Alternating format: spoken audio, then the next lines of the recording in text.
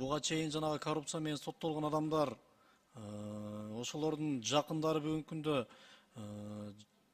жогорку кызматтарда иштеп жүрөт да, ошолор боюнча кандай бир болот? Кыскача маалымат берип коесузбу? Рахмат. Погашение боюнча билесиздер эми, коррупционный статьялар менен эгер соттолгон болсо, мунун погашениясы өтө көп. 1 жыл, 2 жыл эмес. Бул мен азыр ачык айта жанында эме санкциялары жок, бирок мне кажется 5 жыл, 10 жылдай болуш керек. 7 жыл бекен ушундай болуш керек. То есть ага 5 жыл, 7 жылдан кийин дагы көрө жатарбыз. Бул бир.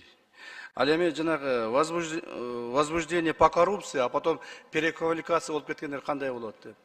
Здесь речь идет о том, что по окончании принятия решения судом, во время следствия, если какие-то переквалификации будет на другие статьи, это обычные как бы следственные мероприятия, которые будут проходить.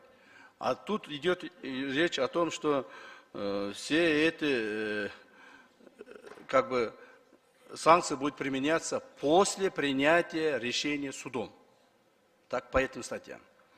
Ал эми үчүнчүсүндө айтып атпайсызбы, жанагы чоң кызмат иштегендердин жакын тууган уруктары ушул статьялар менен эми баласы болуп калат, ата-энеси болуп калат, мындай өмүрлүк жолдоштору болуп калган болсо эмне болот деп. Алар мыйзамдын чегинде биринчиден жумуштан кетишет. Себеби коррупция менен